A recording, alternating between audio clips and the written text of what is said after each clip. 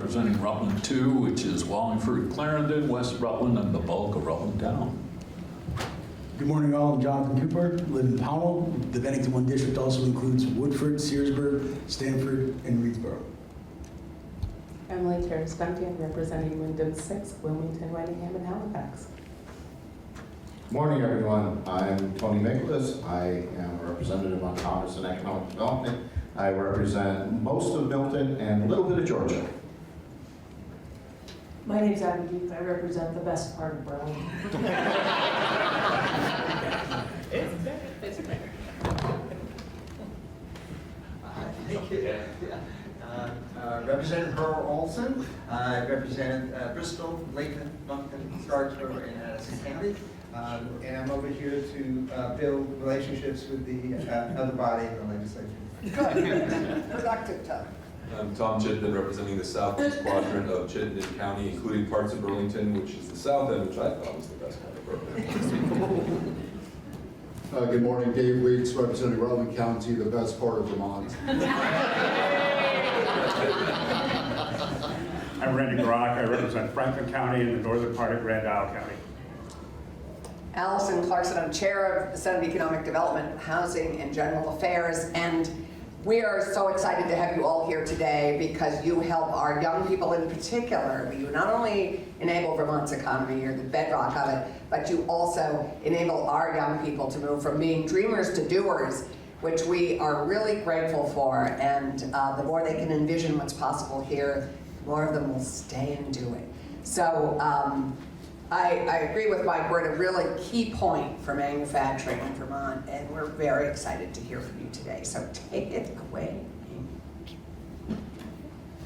So, so to start this off, we'll have Amy Spear from the Vermont Chamber, Bill Driscoll from Associated Industries, and Andy Giulo, who's with the Regional Development Corporations of Vermont, kick this off for us. Good morning. Thank you for joining us. Good morning, and thank you for having us today. As it's already been mentioned, this is such a critical time for manufacturing in Vermont. We're thrilled to have so many champions of manufacturing gathered here to elevate the sector that drives Vermont's economy forward. Vermont's manufacturing industry is a powerhouse for our economy. It generates approximately $3 billion in economic impact, representing over 8% of our state's GDP. Manufacturing businesses make up 10.5% of Vermont's workforce, supporting around 30,000 jobs across diverse sectors, and these positions typically offer wages above the state's average, providing workers with greater economic mobility. Manufacturing in Vermont is far more than just an industry. I think you see it coming to life today in this room. It's a cornerstone of our state's economic health.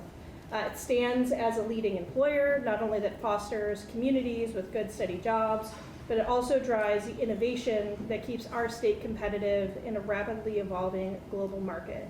I encourage everyone to ask a manufacturer in the room today, what do you make? I think it's very fascinating when you go around the state. There's a lot of gems, some that we know that are well reported on, some that we don't know.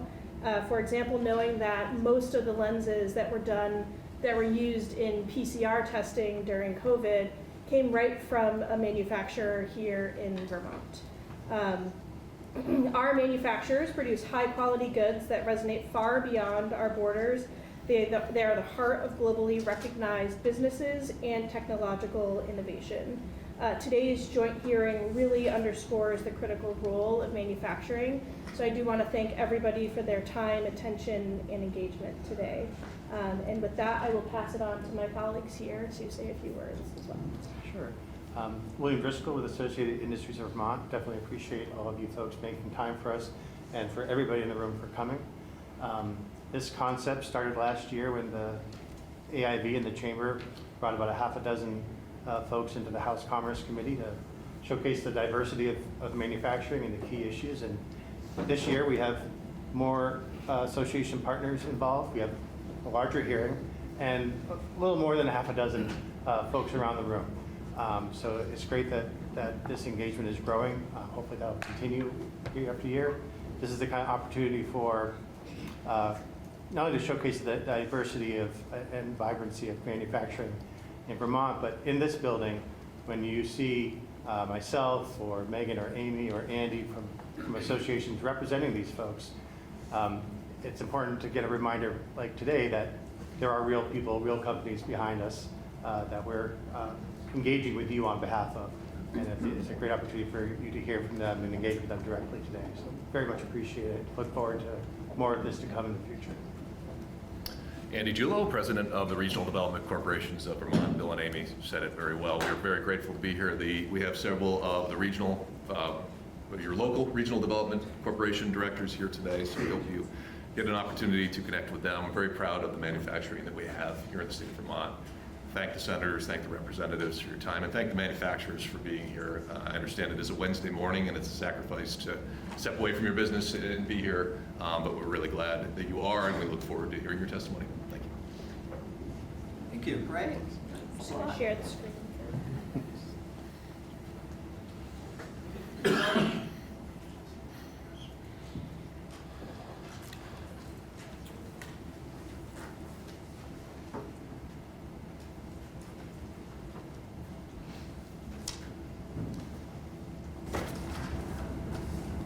All right. So we're starting with the mics.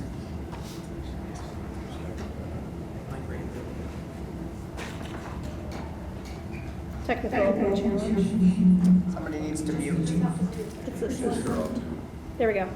Got it. Okay, great. Thank you. We know who that is.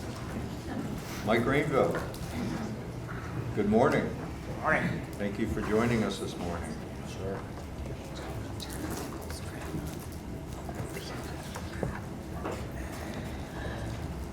So, my name is Mike Rainville.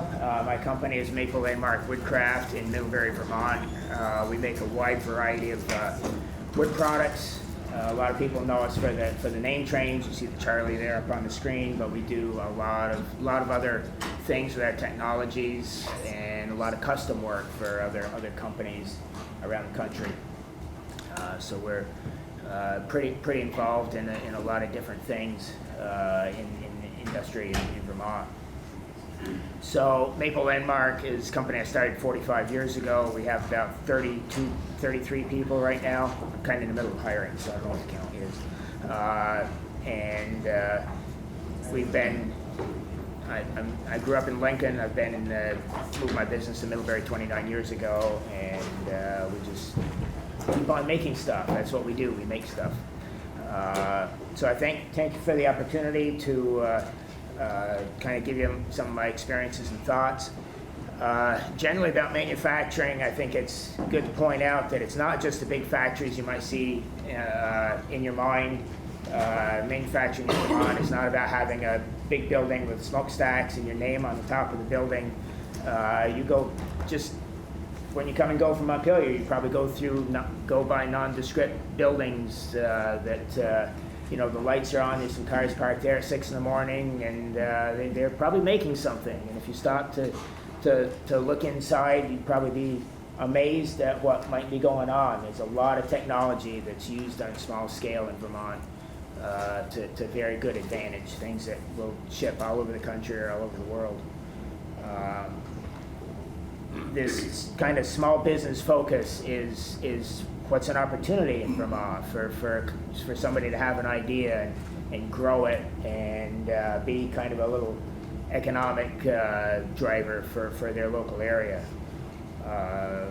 However, no matter the size of the company, it's always very fragile because business changes fast nowadays, and things can turn pretty quickly on you. So it's important to kind of respect that. You know, a manufacturer is not some institution that's been around forever and going to stay forever. They come and go. In Vermont, we see companies growing and leave. That's kind of a reality. We're kind of a feeder, actually, of ideas for the rest of the country in some ways. So I'd like to appreciate first the support for the Vermont Manufacturing Extension Center, VMEC, which is a major supporter and advisor for Vermont companies to learn production techniques and just a whole variety of marketing and business issues, innovation and whatnot to, somebody starting a business doesn't know it all. You have to learn from somewhere. And I've worked with VMEC for 29 out of the 30 years, and it's been very helpful for my business. And I've been on the board for quite a few years too for VMEC. So I also thank the legislature for the creation and support for the Working Lands Initiative. This goes back over a dozen years or so, but it's not that Maple Landmark has been a major beneficiary, but I was on the board early on and I got to see how the process works. And since my company focuses on the use of Vermont sourced lumber, the Vermont supply chain is very important to me. So support for the working landscape is important to me, that I can have the material I want. I don't want to have to buy lumber from Canada or Maine or Michigan or something like that. I like to get it from Ken Gagnon's mill down in Pittsford. I can't get it from Johnson's anymore. They've closed, and other mills have closed. So there's a lot of challenges to the forest products industry. Logging is challenging. It's expensive. People are aging out. The mills are closing. It's a sector that's under threat, and the working lands is not necessarily the answer to the whole thing, but it kind of helps to have recognition and respect. Because that's about rural economics, because that happens there's some impact in every town in the state. It's not some central manufacturer somewhere, but it's dispersed across the entire rural economy. Tariffs are on everybody's mind today. I don't worry about them directly because I'm not buying lumber that crosses the border. But some of the mills that I talk to and deal with are, because that's part of their mix of business. And for the logging, the whole supply chain, it's part of what they put together for a structure of business to support them either selling logs north or bringing lumber down or whatever. So it is kind of an issue. But that's not necessarily on your guys' plate right now. I mean, you can have concern and might be having discussions about it, but this is coming down from the federal. There are issues that are closer to home. It's worth keeping in mind that manufacturers aren't like Main Street businesses that are just competing with others down the street or in the next town. We're competing against companies globally in other states. And it's becoming increasingly clear in my business that it's not just worrying about China, but it's worrying about competing against states that have a lower cost of doing business. Michigan or South Carolina or Missouri or places like that. And it's, the whole affordability issue is certainly on the table for a manufacturer. It's not just a thing about families, but I want to keep doing it here because this is where I grew up. I had a conversation with another business the other day, and we kind of agreed that we could probably pick up our businesses, go to North Carolina, and be the better off for it. But it's not what we do. And it's a little hard to swallow, a little hard to say, but it could very well be true. I don't know, I'm probably not going to risk that, but we have to be concerned about those things. I'm probably foolishly optimistic. Just this morning I signed papers to purchase agreement for a company that's over in New Hampshire. And so we're going to be trying to move everything to Middlebury, and hopefully I can find a few people to hire. Probably end up having to poach some people that are already in the area working for somebody else because people are not mobile anymore. You can't sell your house and figure you're going to be able to buy another one. It's just, there's no mobility in the workforce. You kind of have to go with what's in your area. So, some of the affordability. In 2019, I sat before a legislative panel and said that the cost of our health insurance had surpassed what we spend on lumber. That's 2019. Now we spend 2.5 times the amount of what we spend on lumber. We spend 2.5 times more on health insurance. It's just getting ridiculous. I feel we're not a wood shop anymore. We're just there to support the medical establishment. And that's just, that's not the fun part. There's a lot of talk about with changes in trade and things that, there's going to be potentially more manufacturing that comes back to domestically. And that may be true to some extent. That's difficult because the country is bred and fueled by Chinese prices. But even if it does happen, Vermont's not well positioned for that because we're in the far corner of the country, we're small, and we have a limited employee base. So that's probably not going to have a great impact on us. Legislators often ask me what we can do to help, what they can do to help. And, a lot of the issues are national. I just try to say, don't make it worse. Just try to understand that, we have to deal with all the issues out there of technology and culture and employees and all the stresses that are on today's society. But there are little peeves that I have, and I'll just bring up a few of them. Some years ago, there was the effort to regulate chemicals in kids' toys and children's products, and some of us tried to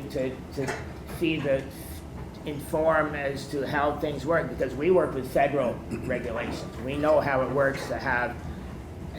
Federals actually have an effective process, and Vermont was interested in putting words on paper, and that's what you have is a law that's words on paper, but it's not an effective program. And when we went to talk about that, we were accused of just not wanting to see toy safety. In fact, I was accused of wanting to continue to make unsafe toys, and nobody ever accused me of making unsafe toys.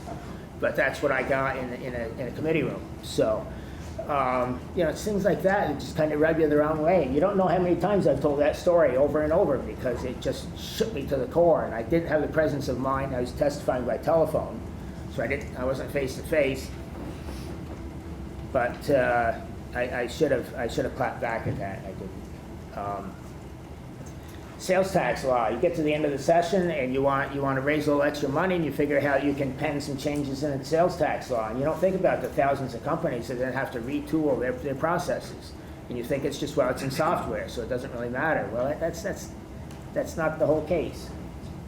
It's just it ends up being a gotcha thing because we're obligated to learn that, to do it right, and if we don't, we're at penalty, and we're just your free tax collector for that stuff. To me, it's not right. Kind of a final point is, the disaster that is the unemployment computer system that was, uncovered certainly during COVID, and it's unmitigated. It's been 5 years now, and there's no interface to the employers that's one bit improved from 5 years ago. It's an absolute mess. And I don't understand why there isn't somebody in the chain that hasn't done something better to actually make it work. I understand a computer may not work, but at least you can communicate and have a communications process with the people who are collecting the tax for you. It's not there. So there's a couple pet peeves. I figured that was worth putting on the table. Just know that manufacturers are there every day. They're trying to hold it together, put it together, and make something good, hire people, and kind of show off the best of Vermont in many ways and export that to other parts of the country and the world. So, there, thanks. Thank you, Mike. Can I just say, your wooden letters are my favorite baby gift to give people. So you're like a rock star in my book. Yeah, we appreciate that. Yeah, all of us with kids. Thank you, Mike. Okay.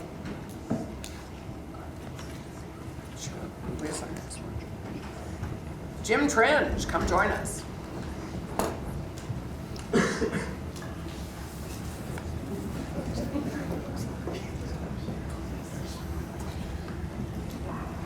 Good morning. Good morning. Morning. Thank you, Chair Marcotte, Chair Clarkson, and members of the committee for the opportunity to speak today.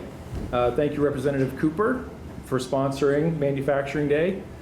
And thank you to the Vermont Chamber of Commerce for all your work putting it together.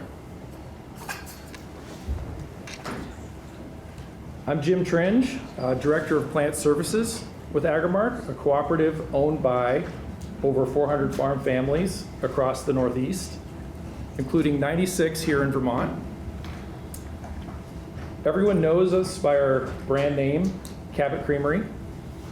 I've been with the cooperative for 19 years and also serve on the board of the Central Vermont Economic Development Corporation.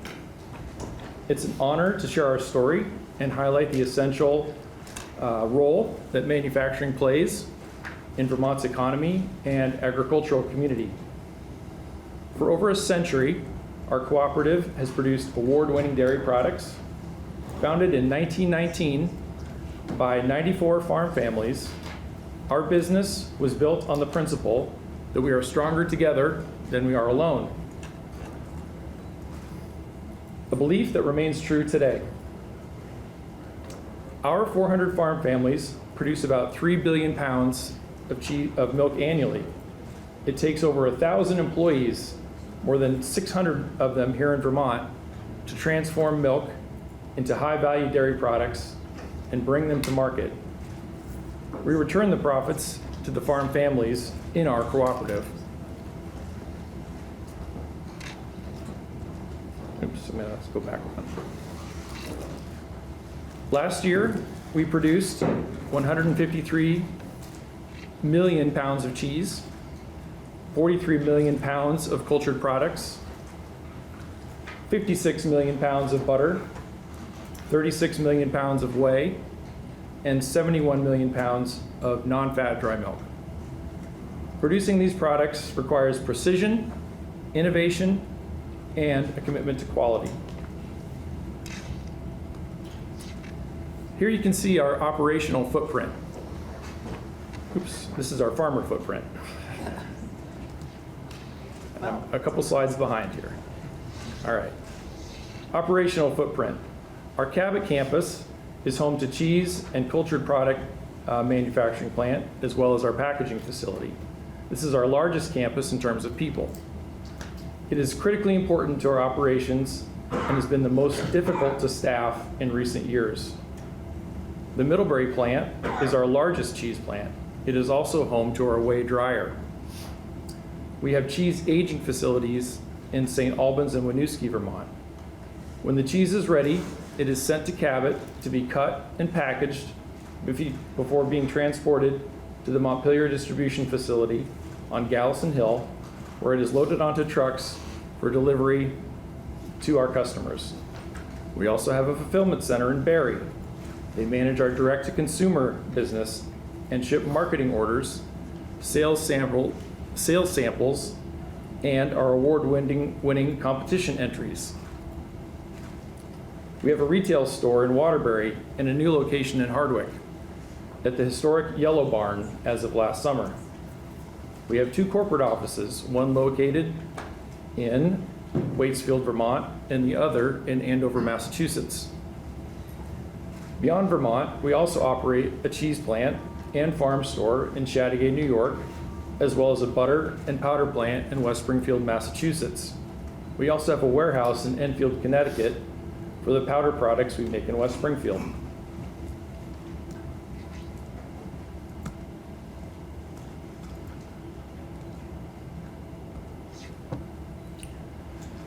We're proud to be the world's first dairy cooperative certified as a B Corp, holding ourselves to the highest standards of social and environmental responsibility.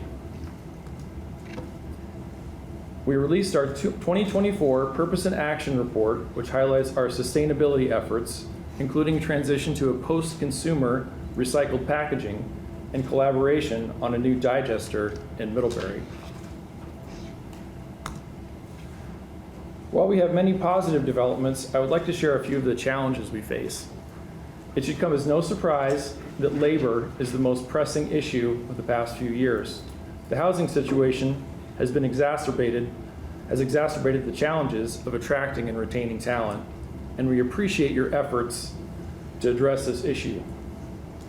Rising costs and uncertainty related to tariffs, global dairy markets, Healthcare, energy, and interest rates also place immense financial pressure on our business and our farm families. To address workforce challenges, we've made investments in staffing and workforce support. Since 2021, we've relied heavily on the H-2B visa program to address seasonal labor shortages in Cabot. We've partnered with local and national staffing agencies to fill labor gaps.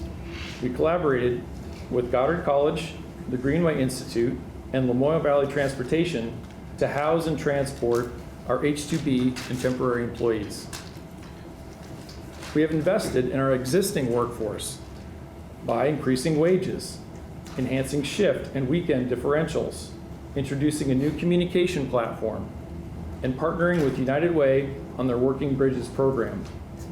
We continue to offer tuition reimbursement, 401k matching, and a company pension. We are partnering with Linden Institute to introduce their students to Lean and Six Sigma principles in our packaging plant and to develop a pipeline of future talent.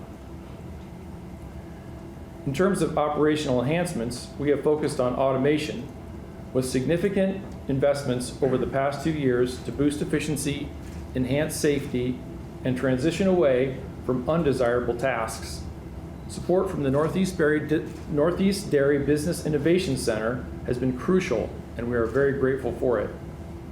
When people think of Cabot Creamery, they may think of the farms or the final product. It is essential to acknowledge the vital roles our plants and manufacturing team play in ensuring the success of the cooperative. The products we produce in Vermont are enjoyed nationwide, serving as a testament to the skill and dedication of our farmers and team. We have won every major award for taste, including World's Best Cheddar. Just last month, our products received 9 first-place finishes in the U.S. Cheese Championships. Manufacturing Day serves as a reminder of the industry's importance to Vermont's economy and identity. We are proud to stand alongside other manufacturers who drive innovation, support local communities, and create opportunities for the next generation. On behalf of Agrimark and Cabot Creamery, I would like to express my sincere gratitude for your time and continued support of Vermont's agriculture, tourism, and manufacturing industries. I look forward to your questions and continuing this conversation. Thank you.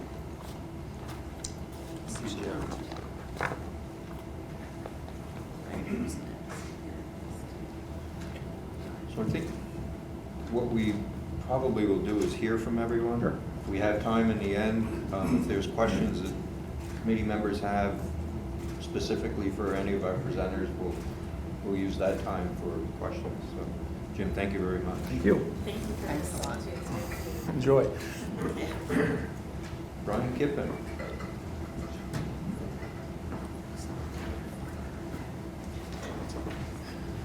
Good morning. Good morning. My guess is, there we are. Oh, Technology. So good morning, and I appreciate everybody for being here and for inviting me. My name is Brian Kippen. I own 2 manufacturing companies in the state of Vermont at this point. I came to Vermont as a young child and grew up here and left when I was 20 because my mother suggested that I go see the world. I'm a U.S. Marine veteran and I'm a business owner. I moved out to the San Francisco Bay Area and realized that auto mechanics were not what I should be doing. I found that manufacturing was my passion. But I didn't know that because in Vermont, there is a ton of manufacturing, but manufacturers rarely open their doors.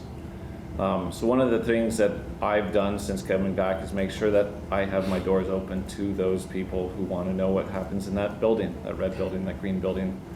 Like has been said earlier today, there are so many vehicles that are parked in front of nondescript buildings in Vermont and nobody understands what's going on there. They just need to stop. They should stop. We've had a few flat tires in our parking lot, and people come in and they ask us what we're doing here, which is really wonderful. But we have no signs. Part of that is because it may not be necessary that people know what we're doing because it's truckers that come and stop by. But I have been promoting open houses for manufacturing since getting back to Vermont. So my company is now going on 14 years old. I still have a facility in the San Francisco Bay Area. When I came back to Vermont in 2019 for a friend's birthday, I realized that there was a piece of property for sale. That property had to go through a brownfields revitalization. We also took advantage of the Vermont, the veggie system, Vermont Economic Growth Initiative. It's one of those many acronyms that we have in this state. And for me, it was phenomenal because one of the things that is difficult as a business owner is obtaining funding. But one of the things that I found was wonderful about the veggie program is the fact that you were held accountable for what you said that you were going to do. And I think that that's one of the programs in Vermont that's really wonderful. So as I'm growing the company in Vermont, I realize that Vermont has so many positive things for manufacturing. We have a Vermont Chamber that is promoting manufacturing. We have VMAC, we have an education. We're in Randolph. We're very close to what was VTC, Vermont State University. I quickly got on advisory boards. I got on an advisory board for VTC. I got on an advisory board for the Randolph Technical Career Center. And it's imperative for a manufacturer to understand who's going to work for them, where we're going to get materials, things like that. I firmly believe, after being in Vermont again now for 5 years, that manufacturing can be cellularized a lot better than it can be brought into a huge facility like it used to be. I mean, we had Precision Valley or Precision Alley, whatever you want to call it, and we had very large manufacturing in Springfield, in Windsor, and one of the things is people don't live in cities in Vermont. Many people come here because they want to live outside of the city. Chittenden County is our largest county, but there's so many people with the hand skills that are outside of the large places. There are manufacturers in this room that are in the large places that have huge problems acquiring talent, and that goes to housing. But I think it also goes to the fact that so few people understand what's going on in manufacturing. So in 2022, Randolph Technical Career Center called me and said, we need an educator for our advanced manufacturing program. And I don't know if it was lack of sleep because I just had a son, or whether or not it just spoke to me. I took that position. That position was for an advanced manufacturing instructor.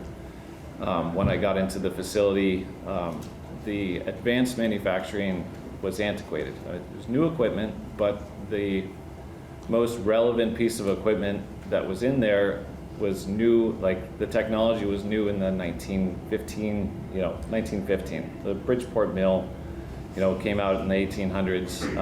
And what happens is you cannot attract a young person into a highly technical industry with antiquated technology. I mean, imagine being an automotive mechanic shoeing horses. It's not going to work out so well. But what we're doing as an education system is we're going too far back into the historical portion of manufacturing, because that's what the last time that was visited. World War II efforts said that if you could grind a sharp edge on a piece of equipment, then you could cut something and you had value. Today, we have equipment, we have technology that allows somebody who's able to think with their mind, use their hands, and get there a lot faster. So I went to my advisory board and I spoke to them and I said, this is what I believe we need. So I went and I made a purchase of capital equipment for the school in order to get us to the modern manufacturing. CNC equipment is what we needed. But what happens is we only had, that year I had 8 students. The following year I had 12 students. I graduated, all the seniors that I graduated last year went off into industry. But the number of manufacturers here who could use somebody is far greater than 6. So we're not doing enough, but we're also not doing enough as an industry. So it's not just, it's not just people in front of me, it's the people behind me. We all need to get together and figure out a better way to do this. I would say that, there's so many positives in this state. I know that there's negatives. There's always going to be negatives because we can't agree on anything, but we can agree on some things. And that's, in order to lift manufacturing in this state, we need to figure out a way to get more young people interested. And for us manufacturers, it's about getting young people in the doors to see what it is. Not only that, but the parents. As an educator, I had students, so Randolph Technical Career Center is at the end of the Randolph Union High School building. There is a hallway, and there is a line in that hallway that you do not cross because it is seen that technical education is secondary. And it is really impossible for a young man or young woman to come in and if their parents are saying, that's where the dumb kids are, that's where the students are that don't want to learn.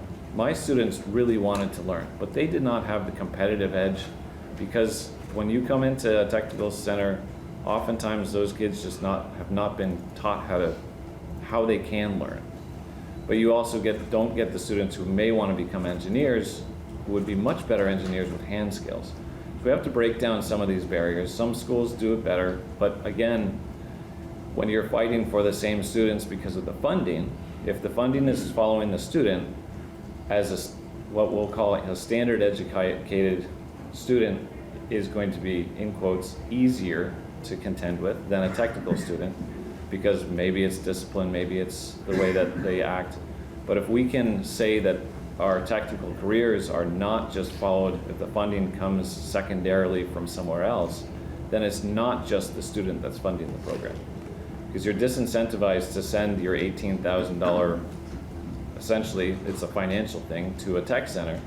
So that is a good student, one who's easy to teach, than a complicated student who is going to need a lot more from the educators. And not to put something against myself, I am not classically educated. I went to Weber State University for 7 days. And so I spent more time driving to college and driving back to Vermont than I did being educated. That does not mean that I am not smart, but as an educator, I cannot get into any higher education than high school technical career because Vermont has a wonderful program that it would allow me to take classes and become a certified educator.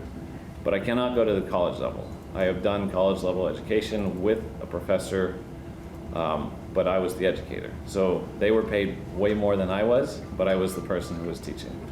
And we have to figure out a way that we can get people from industry to be paid well in order to get more people into industry. And so I would suggest that we find out a better way to get more people into industry by taking the education and encouraging the education to happen. I will say also, in November of this year, or last year, I took over Heb Manufacturing. Heb Manufacturing is a manufacturing company that's been in Chelsea, Vermont since 1957. The owners of the company had one of my students in as a co-op student, and I found out that they were selling the company. So through that, the discussions with the previous owners of Heb Manufacturing, we came to an understanding of what they wanted to do. They wanted to continue the legacy of their company. And it's very difficult if few people understand. I mean, Heb has a great staff that I was able to retain 16 people on staff. 7 of those individuals have been at that company for over 40 years. So to those of you who are good at math, or those of you who aren't, that's a lot of years in the manufacturing. But it's also, you can understand that if they start at 18, they're getting pretty close to retirement.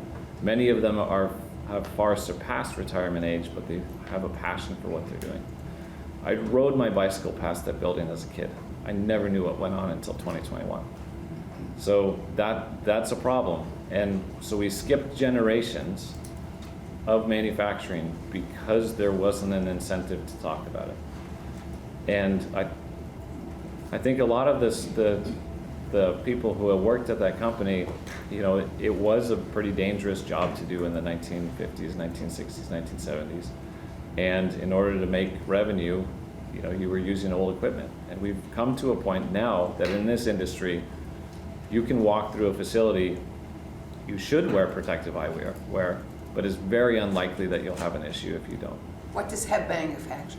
Heb Manufacturing, it started out as a 4-slide manufacturing company. So 4 orthogonal strikes on a piece of wire or metal in order to form a component. So if everyone here has a meter socket. If you look at your meter socket outside, it has a little wire tag that goes around for that as an anti-tamper. Chances are Heb Manufacturing made that component. And it's one of those industries that's been around for a really long time, and so few people know about it. So as we continue to bring in new staff, you know, we're looking at things. But when I took over the company and I effectively took CAD Vermont from 8 employees to having 24 employees, my healthcare costs went up. We spend almost $300,000 a year in healthcare, which is a significant portion of the income for the company. I also have a California facility, and believe it or not, California is really cheap for healthcare. Far better plans, less cost. And a lot of that, I believe, has to do with the fact that the state of Vermont does not have as many people paying. And I will say, this is probably not going to be popular, but as a business owner, if you decide not to have business-sponsored healthcare, the fines are very, very little. So, you know, as 1 month, you know, for your healthcare premiums for your staff, you know, for us, it's over $20,000 a month. That's quite significant. The penalty not to provide that means that you're incentivized not to provide the healthcare. The other issues that I see with the healthcare portion are, not to say it's a bad thing, but if your staff is penalized in many ways by having the healthcare provided by their business, because I think the threshold is way too high. I think once you're under $150,000 a year, you can get a subsidy for your healthcare, and it makes it a lot cheaper if your business does not provide healthcare for your staff. If you don't 100% pay, your staff is actually going to take home less money by paying into their healthcare. And I think that's horrible for your staff to be able to see, if I work for this company and I take their healthcare, my take home is going to be significantly less. And I think it's much better for the businesses, much better for the state of Vermont to be able to work with this. I mean, we now know that Blue Cross Blue Shield went up 18% last year, and there's rumors of possibly filing for bankruptcy, which means that system is broken. So if we're left with one insurer in the state of Vermont, we're going to have to come up with a really, really different solution for that. So the state of Vermont's absolutely phenomenal. The things that are really expensive here as a small business owner are things that do make it really complicated to go, you know, not to decide that you want to go to a different state. But I tell you what, I can hire 10 employees in the state of Vermont for every one I can hire in the San Francisco Bay Area. And it's because here in the state of Vermont, we have this can-do attitude, and we have an understanding of what to do with our hands. And that I tell you is far greater than anything else you can provide in manufacturing. So in closing, I want to again thank the committee here. I want to thank the state for providing the things that the state does, the support, you know, the connections. I mean, my company could not exist, or it could not have grown as quickly as it did without the connections. The Vermont Chamber has introduced me to a lot of customers for us, a lot of support systems. And, you know, the state in general is just a really good state to work with. So, thank you for your time. Thank you, Brad. Yep. Thank you for your service.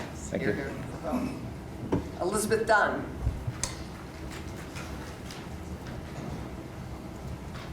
Good morning. Good morning. Good morning. Thanks for having me.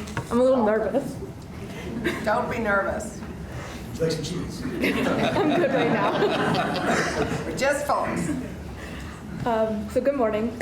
My name is Elizabeth Dunn. I have the privilege of serving as the in-house manufacturing director for USA Brands.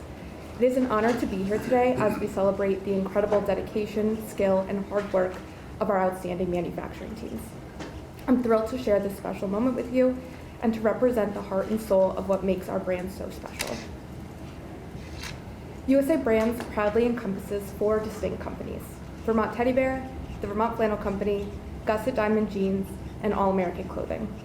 At the core of USA Brands is a commitment to high-quality, American-made goods, a principle that defines our mission, supports domestic production, and celebrates the spirit of American manufacturing. The 2 companies you might be most familiar with, and the 2 that I will be speaking about today, are the Vermont Teddy Bear Company and the Vermont Flannel Company. These beloved brands have been proudly manufacturing high-quality products right here in Vermont for decades. The Vermont Teddy Bear Company since 1981 and the Vermont Flannel Company since 1991. Their long-standing commitment to craftsmanship and locally made goods has made them cherished names both in our community and beyond. Here in Vermont, we proudly operate 3 manufacturing facilities, each playing a vital role in bringing our products to life. Our East Barry and Johnson locations are dedicated to the art of producing our signature flannel products. Meanwhile, in Shelburne, we have the iconic Vermont Teddy Bear Factory, where skilled artisans bring teddy bears and other plush animals to life with care and precision. Together, these teams embody the spirit of quality, dedication, and American craftsmanship. Pictured here are just some of my fabulous coworkers and the great folks that make up our manufacturing teams. From teddy bear to flannel, all of the products that our teams create require a great skill of industrial sewing. The journey of crafting Vermont flannel products begins at the cutting table, where precision is the foundation for every piece we create. Long rolls of fabric are laid out, and our cutters, Mark and Dan, hand cut each and every piece. From there, our talented sewing team takes over, expertly matching patterns, which is very difficult when you have a bunch of lines on a piece of flannel, and stitching each garment. Using a combination of industrial single needle sewing machines, sergers, and buttonhole machines, they sew these cut pieces into durable apparel pieces. Similarly, the production of our Vermont classic teddy bears begin at the cutting table, though with a different approach. Instead of hand cutting, we use steel dies to cut our medium and long pile fabrics with absolute accuracy. Our skilled stitching team then sew each bear's arms, legs, heads, and bellies separately before using a turning machine to flip the fabric right side out. This assembly process does require great care. Each bear is pieced together using plastic joints before moving to the stuffing room. Once stuffed with recycled stuffing, the bear is then back seamed by hand. Sewing plush bears does present unique challenges compared to sewing apparel items. The long pile fabric and limited seam allowances demand exceptional attention to detail and a strong sewing skill set due to the thickness of the material that our sewers are working with. Mastering the craft of bear making is no small feat. Our artisans undergo nearly a year of training to perfect this technique. I'd like to share some stats with you about our manufacturing team. Our manufacturing team is made up of 30 dedicated individuals, all of whom call Vermont home. Among them, our most tenured stitcher has been with the Vermont Teddy Bear Company for 32 years. Collectively, our current staff brings 205 years of experience to the craft. Over the past 5 years, this team has produced 760,000 sellable units. Each unit needs to be cut and sewed with care and attention to detail. These numbers speak not just to their productivity, but to their deep commitment in keeping Vermont sewing manufacturing alive. Throughout this presentation, you may have noticed that I've been referring to our production team as the in-house manufacturing team. That's because we're currently facing challenges in expanding our team, which has led us to outsource some of our Vermont flannel production to other states and to other companies. While we're actively working on growing our in-state manufacturing team, we need these additional resources to support the company's growth goals. Several factors have made expanding our Vermont manufacturing team difficult. The high cost of living, an aging workforce, and the challenge of finding skilled workers have all played a role. Sewing is largely a self-taught skill, and with limited formal training resources available, we often hire for attitude rather than aptitude and need to provide on-the-job training. One particularly unique challenge to the sewing industry is the lack of industrial sewing machine maintenance techs in New England. In fact, there is only one, and he is about to retire. So a little nervous about that. This highlights just one of the many obstacles we navigate as we work to sustain and grow domestic manufacturing operations here in Vermont. I do want to thank you for allowing me to speak with you today and for your support of our manufacturing teams. As we continue to grow, we, USA Brands and myself, remain committed to strengthening our in-house production and add to the Vermont workforce. I appreciate the opportunity to share these insights with you, and I look forward to working together to ensure a strong future for our manufacturing team. Thank you. Thank you. Alberto Aguilar.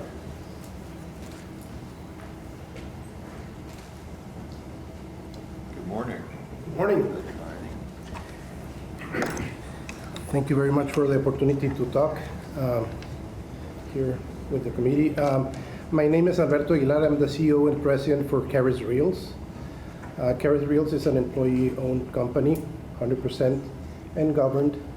And we make reels and spools for the wire and cable industry and for other linear products like rope, chain, but mainly it's wire and cable.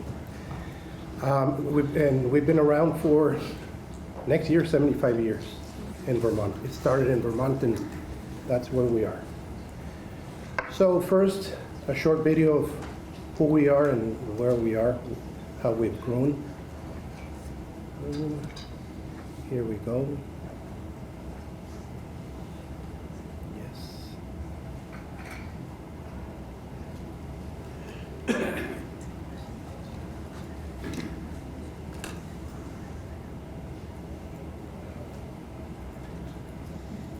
Loading. I guess it's a little bit slow, so we'll. There. It's just slow. Let's see if it works.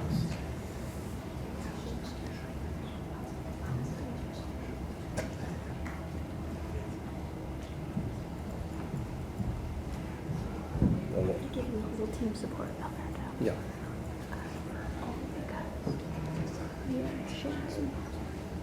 Okay, gotcha.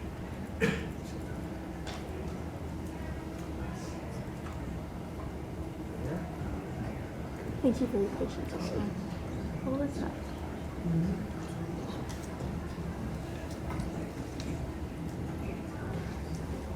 And there is no sound. There is no sound. I thought there's sound.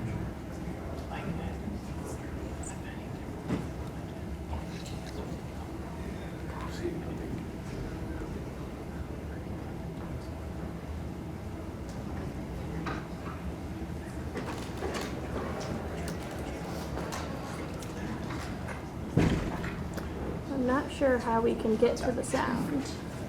Okay, so we'll skip that part. Okay. So I think if you just go ahead and Okay.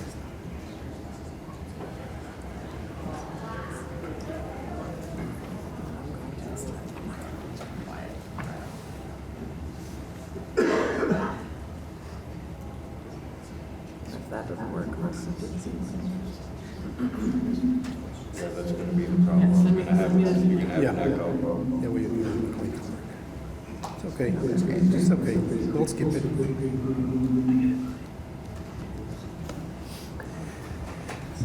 Well, a summary of that. Let me just. How do I mute? Here, I'll mute. There.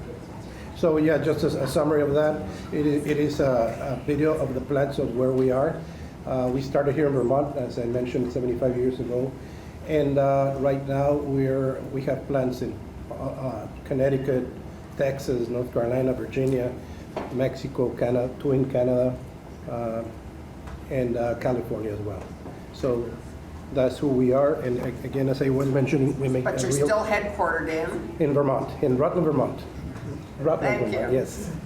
So, yeah, we make reels and spools for the wire and cable industry, from the very small plastic ones to the mid-sized plywood to the very huge board reel. We call them board reels or nail wood reels that end their life as picnic tables many times.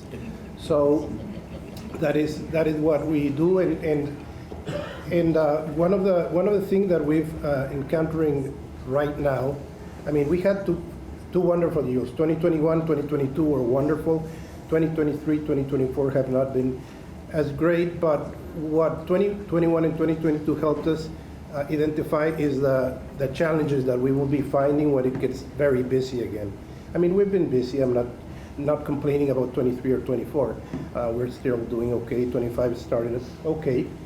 But once we get busier here in Vermont, we'll find the challenges of people and housing, as most everyone has mentioned. And I've seen good programs around here in Vermont already starting. But what we're focusing on is trying to bring more automation. The problem is that we don't find integrators to do that. So maybe I was not thinking, okay, help us solve every problem. It's like help the people that support manufacturing grow and help those people and bring some incentives for those that support machinists, automation integrators, and all of the people that go around a manufacturing plant. That could be one way of helping us. So because it's difficult not only for us to get the people, I mean the professional labor, we can bring it back, but they're not in line with our salaries here. So it's very difficult to pull them and then shake all of our salary structure here in Vermont, because they come from bigger cities or bigger places that pay a lot more. And yes, it's more expensive out there, but the expectation is their income here. So that is when we're finding some struggle. And the interest rates at this moment are not helping us with houses being built. So, and that hurts us a lot because we sell a lot of building wire and telecommunication wire that go inside of a house. And if the interests are high, people don't buy houses, and if they don't buy houses, we don't sell wire for them. And if they don't sell wire, we don't sell the reels that were the packaging of the wire. So those are some of the challenges that we're finding in the professional labor. In the direct labor, we're finding that the direct labor, hand labor, and that way we're looking at automation. Direct labor is not very attractive for this generation. We're not seeing that big interest, and we have not been able to capture the interest of telling someone, okay, come and work with your hands for 8 hours a day. The ESOP has helped us a lot in many ways. It's an interesting structure for a lot of people, but again, not for everyone who's looking to bring home the food that weekend. So in that area, I would say that how can the immigration process be improved? That is, I think, one of the important points. I mean, I lived through it, and I can say it is not easy. And I had all the help and support from the company since the very get-go, because I started in Caris Reels of Mexico 25 years ago, and moving from here to there, same company, and with all the support, it is not an easy process. So I know that's a federal thing, but it is something that is worth exploring if there's other ways to make it easier. Yeah, and again, the lack of candidates is one of the things that is hurting us the most. Energy costs. The energy costs also, when I run an injection machine here versus running it in Virginia or running it in Texas, there is no point of comparison. The power here is much more expensive. And yes, there's programs. BMEC has very good programs and have helped us get very efficient. But the kilowatt hour almost doubles here against some of the other states. Makes it a little bit difficult. Maybe another thing to explore. And they were mentioning that the programs here, and people want to stay here, but the opportunities are not there. We haven't found a lot of opportunities, and we're 100%. We've always been 100% committed to Vermont, and we want to stay here. So the support of all those other companies that can support manufacturing and helping with programs, housing, that will help us and go a long way for us to continue being here. We have had, for example, we have another plant in Connecticut, and something we have to send work there, which it is not our favorite thing to do, but we have to service customers that are anywhere between Connecticut and Vermont. So again, and Vermont is still the biggest company plant that hires the most people. So we want to keep it that way, but again, we need to find creative ways to help bring the people or keep them here. And the cost, even with the cost of being in central Vermont, that also has made it a little bit difficult. I mean, it is different going from Hartford, Connecticut, elsewhere, than going from central Vermont to anywhere of our customers. So it just makes it a little bit more expensive. I'm not talking about building a super interstate highway, but there must be ways to just make it a little bit friendlier in that sense. And that's all I had. So I don't know if there's any questions. Well, I think we're going to save questions for the end. Okay, good. Thank you. Great, thank you. Thank you very much. Meg Hammond. You're right there. My mom always told me I was high construction. Ooh, but different than high maintenance, so here we go.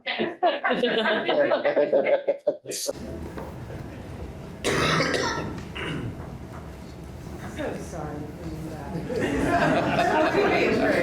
Okay. Is it okay? So I'm just gonna go over here. So thank you all for all of the work that you do. I really appreciate it.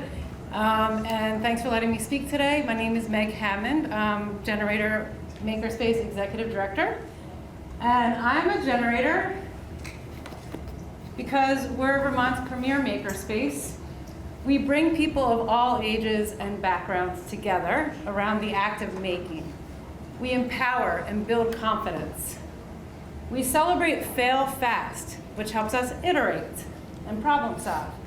We cultivate civic engagement, something we need today. We encourage lifelong learning with a do-it-yourself together ethos.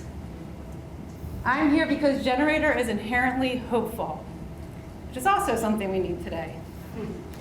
For those of you who don't know Generator, we are a 13,000 square foot makerspace with wood shops, metal shop, jewelry shop. We do have industrial sewing machines, CNC machines, welding, electronics lab, rapid prototyping, jewelry, and a dedicated youth STEAM classroom. We also have 25 maker studios and an artist in residence studio, and we're located in Burlington, Vermont. Membership is the foundation of our community. We bring engineers, artists, creators, problem solvers, innovators. We bring college students. We have UVM, Champlain College, Middlebury, CCV students that come in and have membership at Generator. We have, well, all sorts of people, entertainers even. And yet, everything we do relies on our programs. This is the North Star of Generator's programming. When we're developing our programs, we're thinking about boosting our creative economy. We create workforce development programs, but more, we're interested in creating an inspired work culture, workforce inspiration. And we enhance STEAM education around the state. Generator currently is working in 11 out of 14 of the counties in Vermont. We do a lot. It all fits together.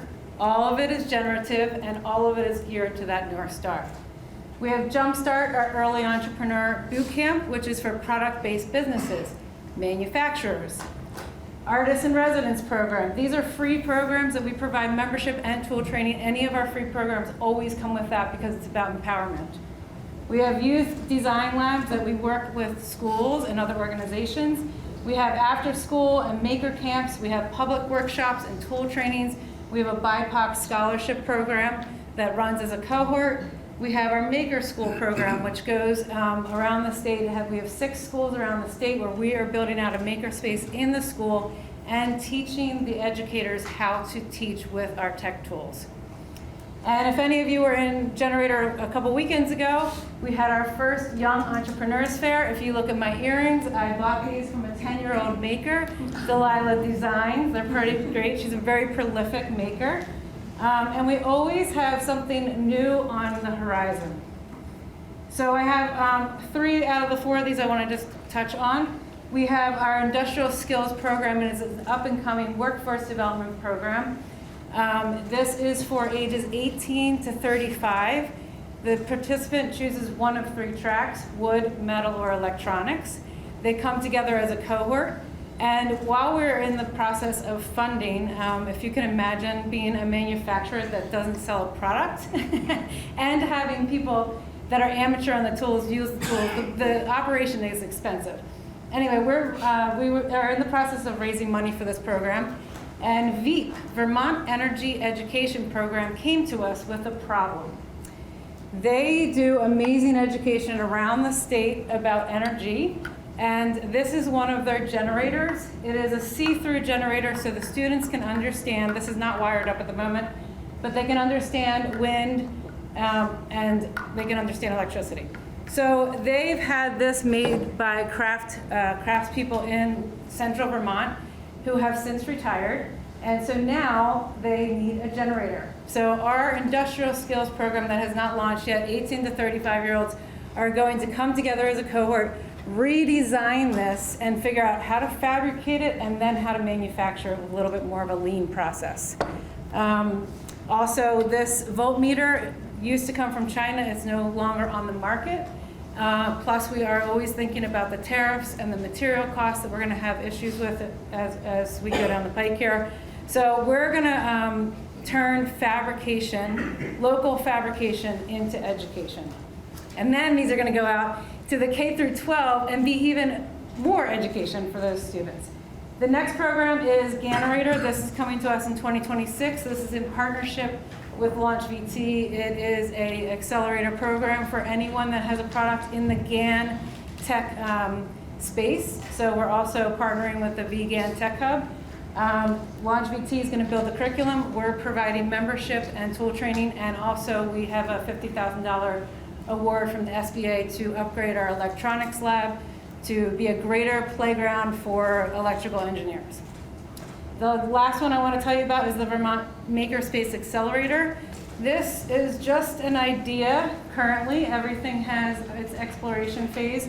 But to be a skilled Vermont, we've been thinking about, we are 10 years old. We have gone through a lot of processes around how to be a member-based organization, how to train your members to do things like share food in a refrigerator, which is quite hard. But you can imagine, take that, and here you are using CNC routers and dangerous tools, and we have to have safety, and we want to build a place where everyone belongs and feels encouraged and inspired by the people around them.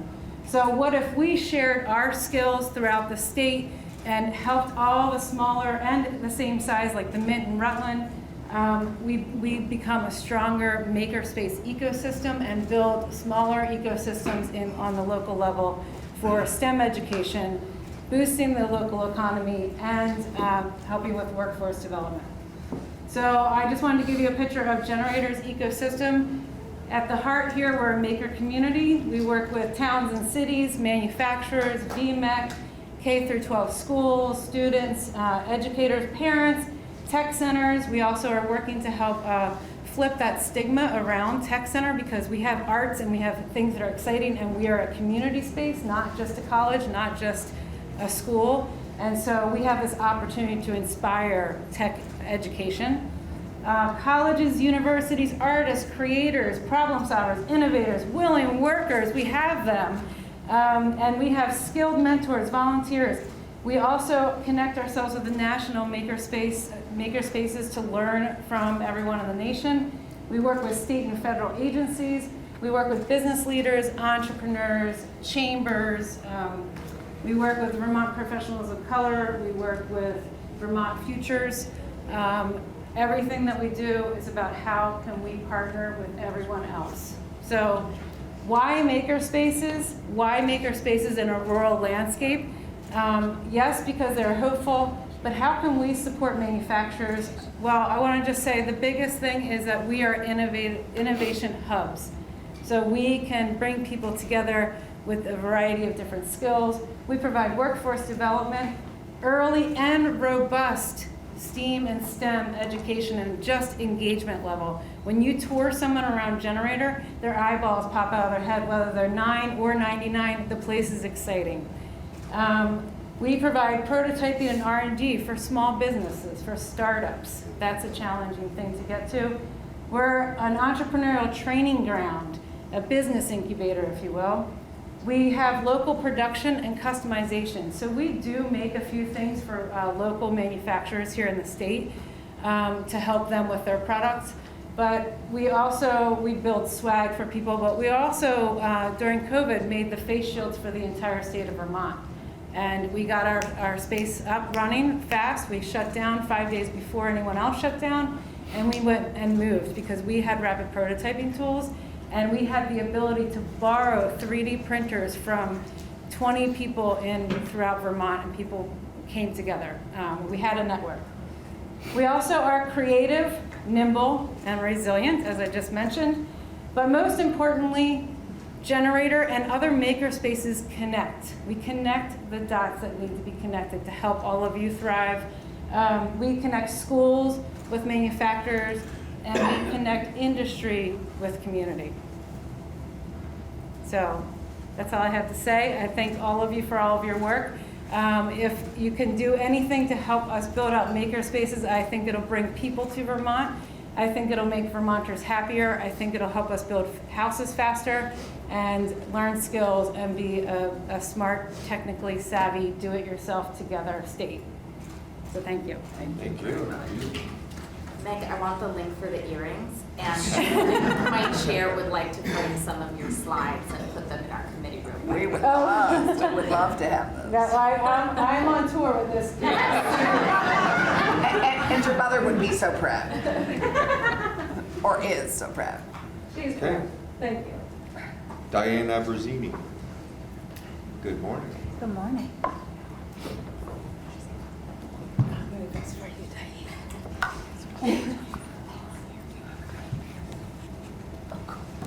All right. Legislators, thank you for this opportunity to speak with you today, and Vermont Chamber, thank you for organizing this forum. My name is Diane Abruzzini, and I am the co-founder and COO of Rigorous Technology, a robotics automation company based in Williston, Vermont. We design and build robotic equipment for manufacturers, helping reduce repetitive, strenuous tasks.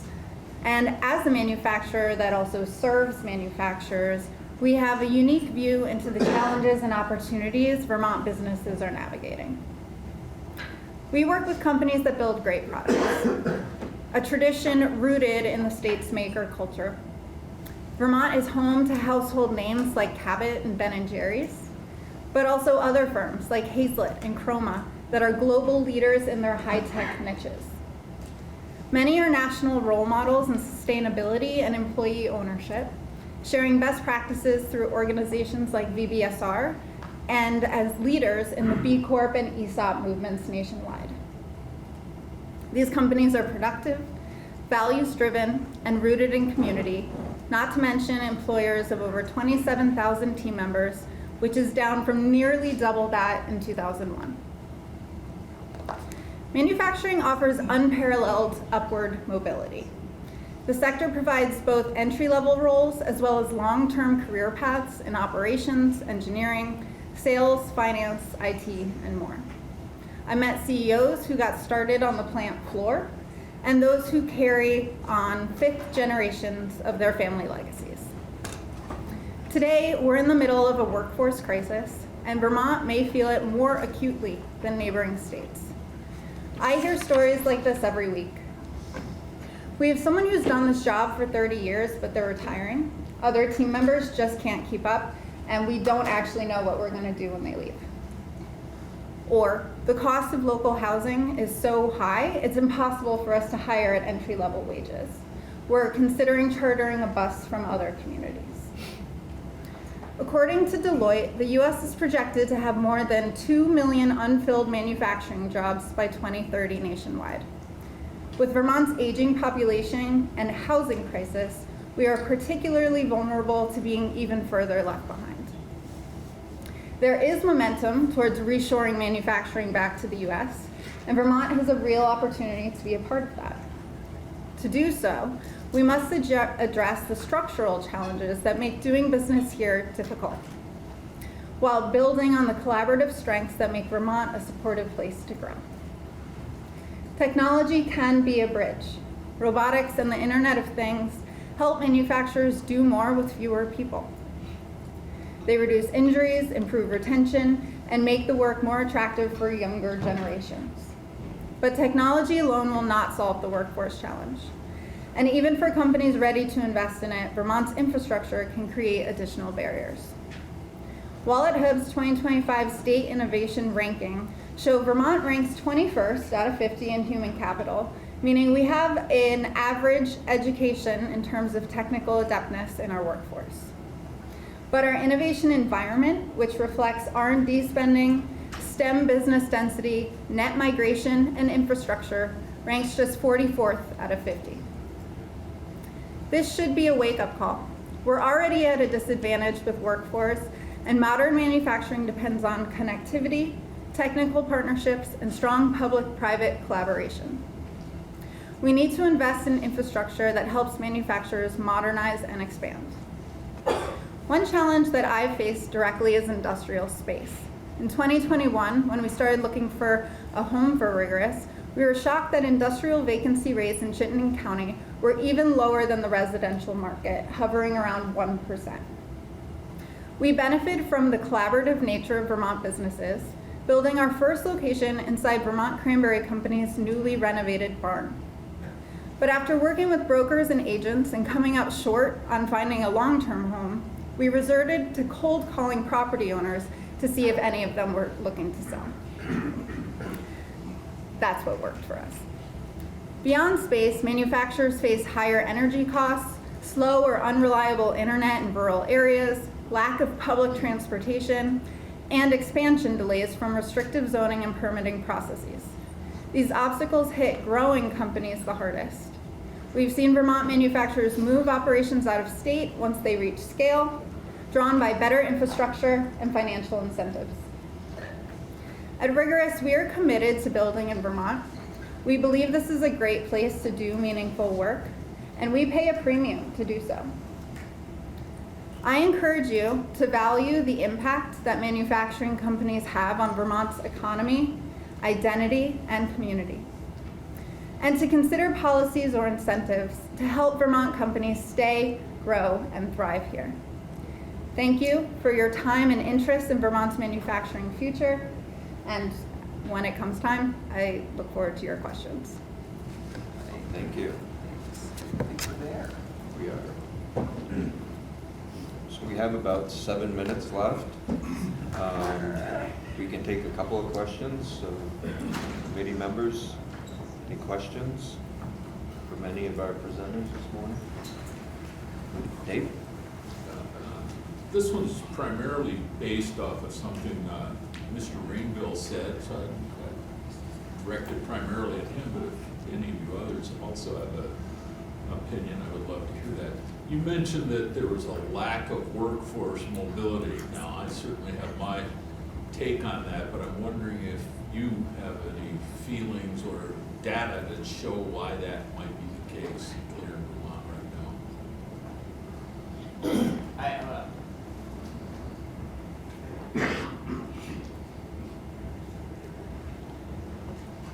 It's not. Well, I mean, I personal anecdotes, I guess. There are national statistics that say people are generally less mobile than they were 20, 30 years ago. They just don't move as frequently. But the issue is that when housing is tight, people are kind of locked into where they are. And that's really the bottom line that we experience here is that people are looking for jobs within their commute distance of where they currently live because they can't move to another location.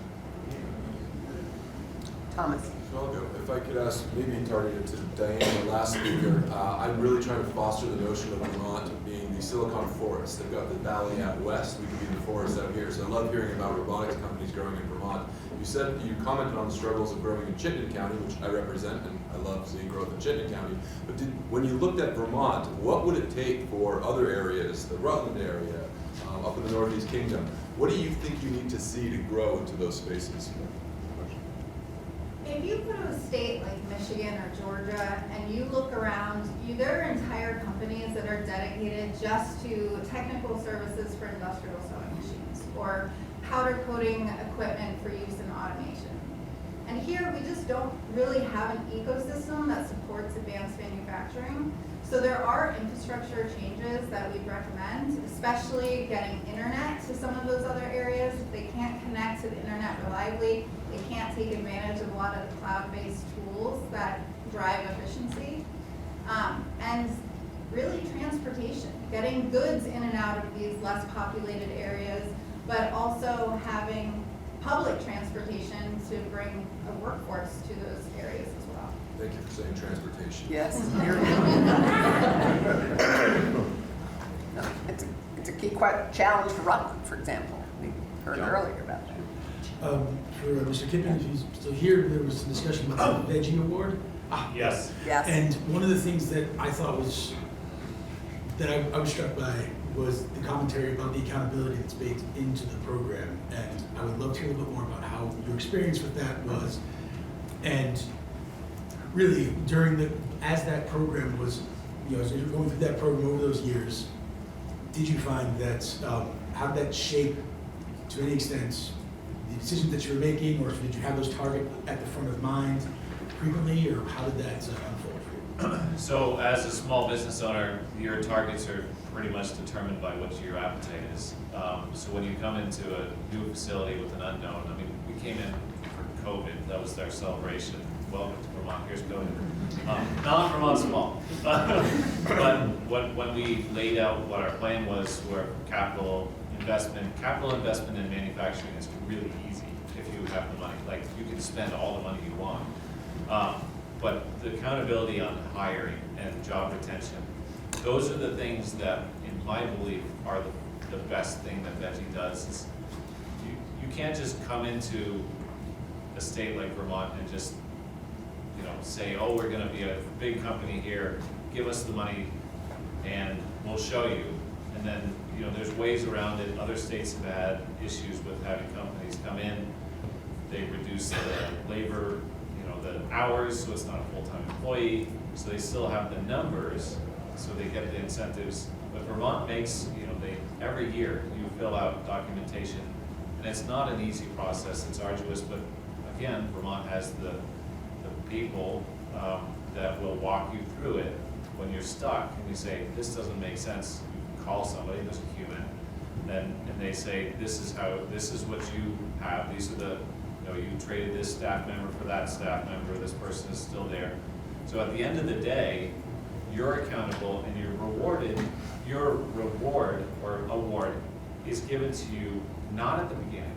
It's every year you have to fill in the documentation. For us, it was, I believe the entire award was $65,000.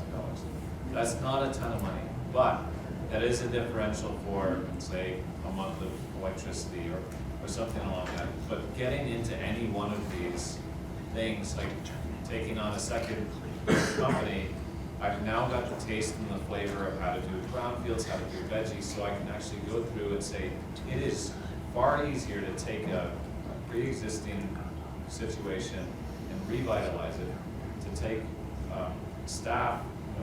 We trained everybody that works at our company. We didn't take from other companies, and it allows us that.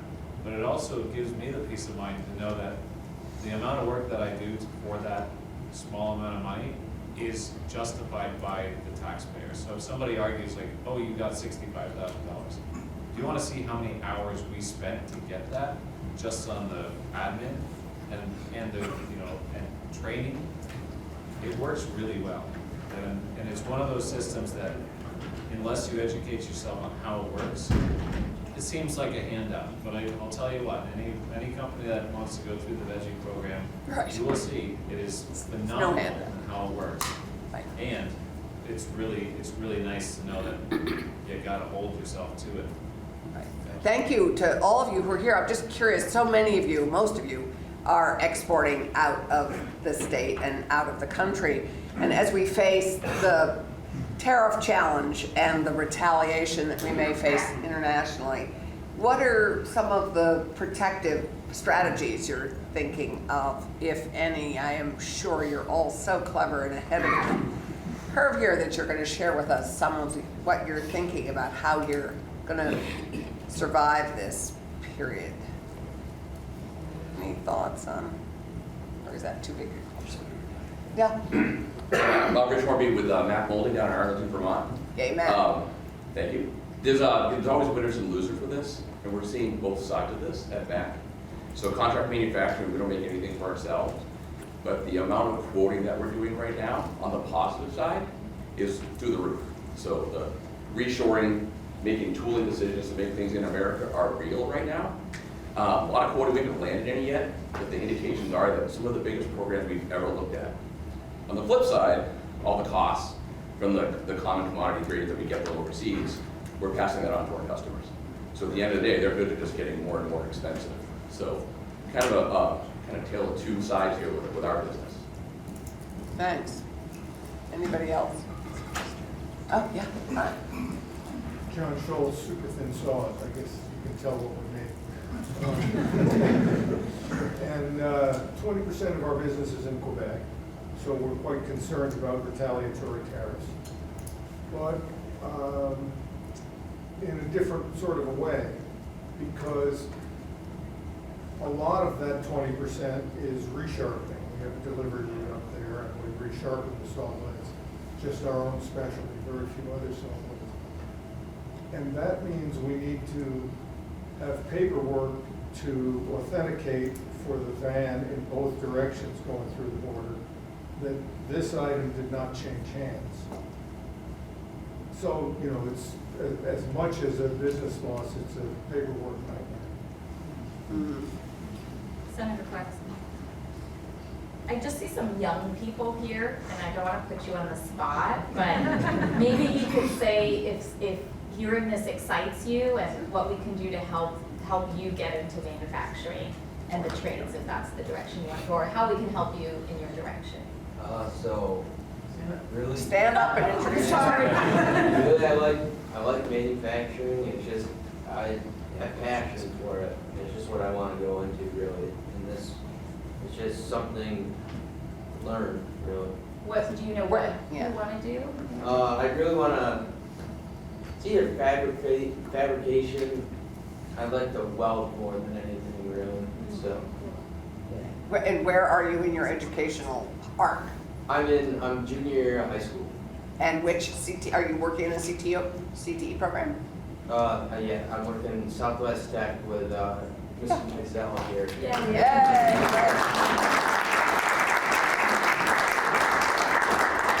So you're very hireable. Or soon will be.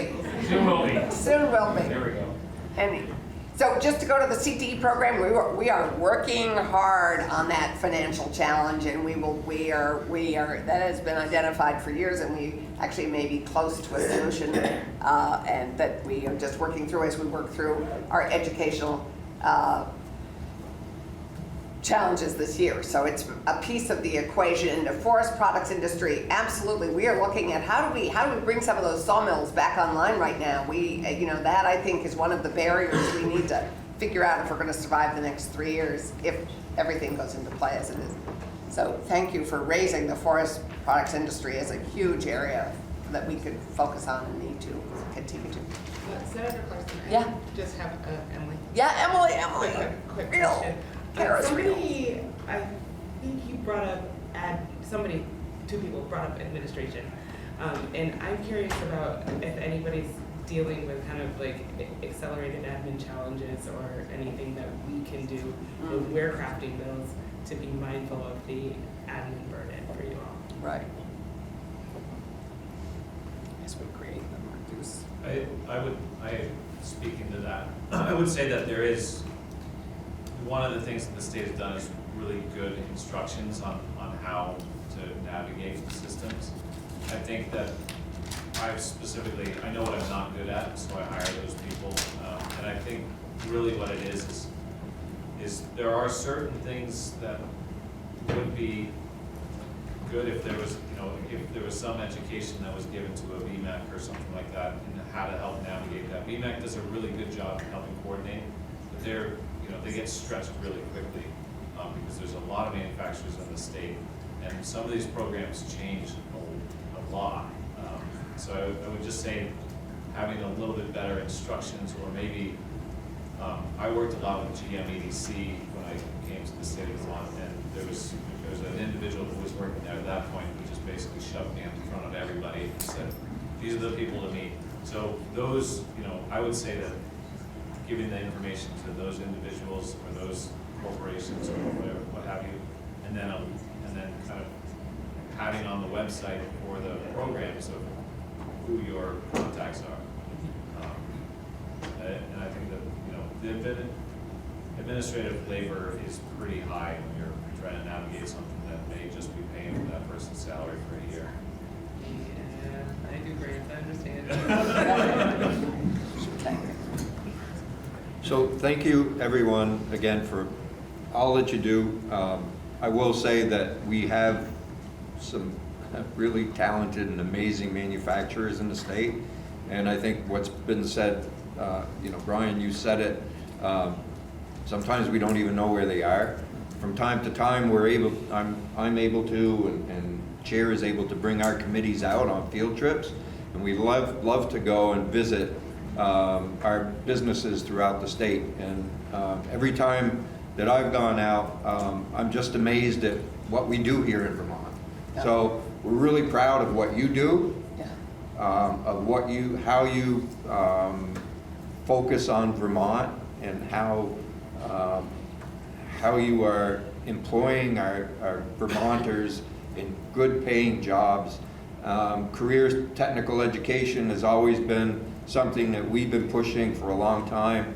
Our opportunity is now, with the issues that we're having with our educational system, has really focused more on CTE than it ever has, and the real need of making sure that our students have the opportunity to either go to college or go to the Career Center or go to both. I think that's our goal of what we're trying to do. So again, thank you all for coming today. We certainly heard a lot that we probably could have had 5 or 6 more committees here to listen to some of the issues that you're having. And I don't know that we can find a room big enough because we might outnumber you. But we certainly will take some of the things that you have said back to our other committees of jurisdiction too. So thank you. And to build on today, please invite your local legislators to come, open those doors, and encourage our curiosity. I mean, I think that all of us would love to go. I mean, I need to get to Mac Molding. There are so many manufacturers in our districts that we don't necessarily know about, and all of us would like to be invited to come and on a weekend or on a Monday when we're in session, and then anytime after we're out of session. But please invite us in. We'd love to come and see what you do. Thank you so much. This was just terrific.